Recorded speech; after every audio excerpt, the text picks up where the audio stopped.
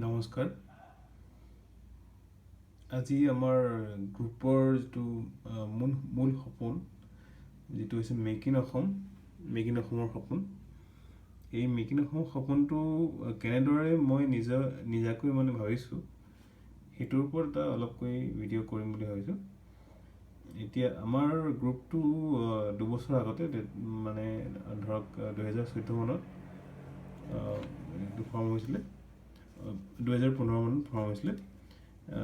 এই গ্ৰুপটো একচুৱেলি প্ৰথমতে সৰুকৈ এখন অসমীয়া ইলেক্ট্ৰনিক্সৰ সৰল বুক বনোৱাৰ প্লেনেৰে মই কৰিছিলোঁ। তাৰপিছত এই গ্ৰুপৰ মাজেদি যেতিয়া মই কৰি গ'লোঁ কামবোৰ, বিভিন্ন ধৰণৰ সম্ভাৱনা দেখা পালোঁ যে যিসকল আমাৰ টেকনিকেল বা টেলেণ্টেড ল'ৰা আছে, তেওঁলোকে বৰ উদ্যম লৈ নতুনকৈ কিবা এটা কৰিব বিচাৰে। তো সেইবাবে আমি আমাৰ উদ্দেশ্যটো এটা মূল ডাইৰেকশ্যনলৈ লৈ আহিলোঁ, যিটো হৈছে মেক ইন অসম। এতিয়া বাংগালুৰুৰ পৰা অন্যান্য জেগালৈ ব্ৰেইন ড্ৰেইন হৈছে, বিভিন্ন ধৰণৰ ইঞ্জিনিয়াৰসমূহ গৈ থাকে। গতিকে এই ব্ৰেইন ড্ৰেইনৰ যিটো সমস্যা, এইটো কিবাকৈ আমি ছল্ভ কৰিব লাগে। ধৰক এতিয়া আমাৰ পৰিৱেশত বিভিন্ন ধৰণৰ আন্দোলন হৈ থাকে। আন্দোলনবোৰৰ এটাই যে সকলোৱে কিবা এটা বস্তু পোৱা নাই। মূলতে এইটো হৈছে চাকৰি। গতিকে এই চাকৰিটো পাবলৈ হ'লে এটা ইণ্ডাষ্ট্ৰি বা কিবা এটা সংস্থাপনৰ ব্যৱস্থা হ'ব লাগিব। গতিকে সেই সপোন বেছি দীঘলীয়া নকৰি মই শ্বৰ্ট ফৰ্মত কৈ দিছোঁ। এতিয়া মেক ইন অসম কৰিবলৈ বাবে কোনোবাই এটা এক্সাম্পল কৰি দেখাব লাগিব যে উপদেশতকৈ যিহেতু আৰ্হি ভাল, যে আমি মেক ইন অসম কৰিম, অসমতেই বস্তুবোৰ বনাম, আৰু যিবোৰ ইলেক্ট্ৰনিক্স এখন কোটি টকাৰ মাৰ্কেট চলি আছে, বহুতেই মন নকৰিলেও এই কোটি টকাৰ মাৰ্কেটত আমাৰ অসমীয়া ল'ৰাৰ বিভিন্ন ধৰণৰ জবছৰ আপোনাৰ সম্ভাৱনা আছে। গতিকে এতিয়া মই এইটো ফেচবুক গ্ৰুপ হিচাপে প্ৰথমে আমাৰ এইটো আৰম্ভ কৰিলোঁ।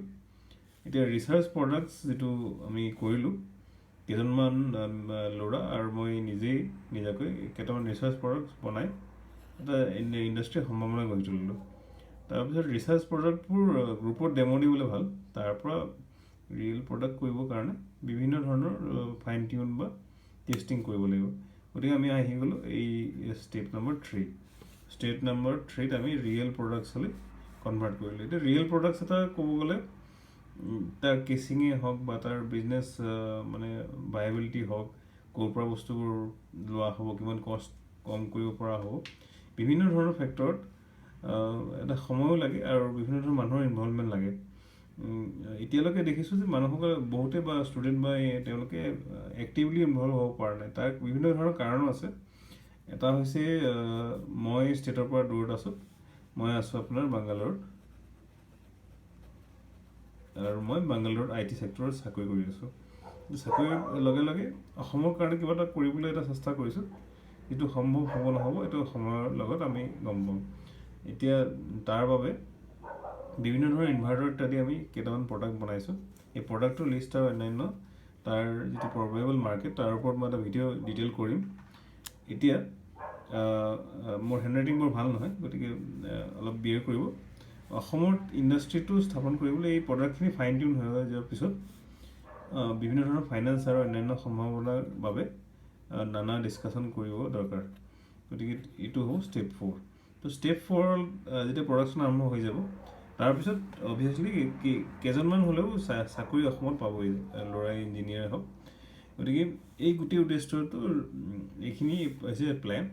কিন্তু এতিয়া এটা ইঞ্জিনিয়াৰ হিচাপে তেওঁ যিটো বিচাৰে সেইটো কেনেধৰণে সুবিধাজনক হ'ব, বা যিটো এজন একচুৱেল ইঞ্জিনিয়াৰৰ যিটো কাম সেইটো কৰি যাবৰ বাবে এই মেক ইন অসমে বহুত ধৰণে সহায় কৰিব।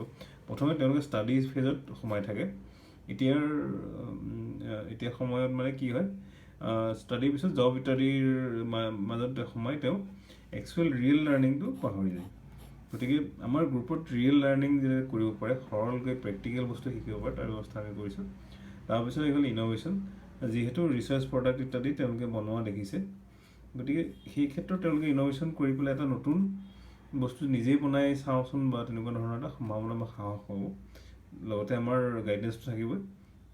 তো ফাইনেলি হ'ব ছাকচেছ, কাৰণ অলৰেডি ইণ্ডাষ্ট্ৰিটো আছেই।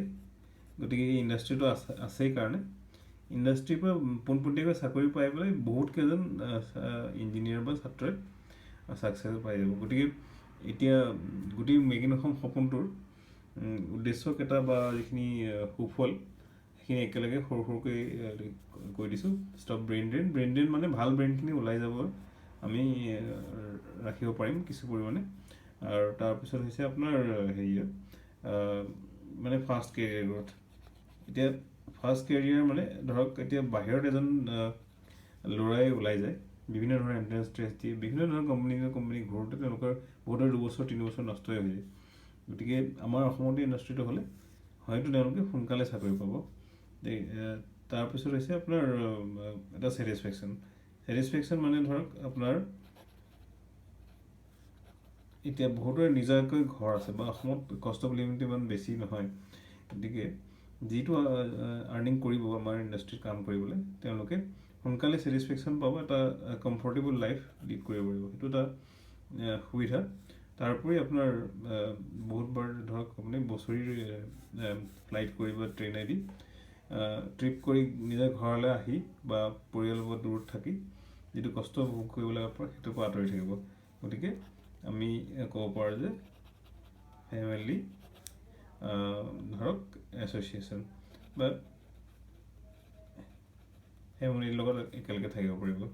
গতিকে ইংলিছতে লিখি দিছোঁ, কাৰণ মোৰ একচুৱেলি অসমীয়াত ইমান মানে সোনকালে লিখিব নোৱাৰোঁ, বহুত দিন লিখা হোৱা নাই। যিখিনি হওক এইটোৱে হৈছে উদ্দেশ্য। ভিডিঅ'টো অলপ আনক্লিয়াৰ হ'লেও অলপ বিয়াৰ কৰিব। তো আৰু মই ভিডিঅ' বনাম এনেধৰণে, আৰু আমাৰ উদ্দেশ্যবোৰ ব্যাখ্যা কৰি যাম মই। ধন্যবাদ।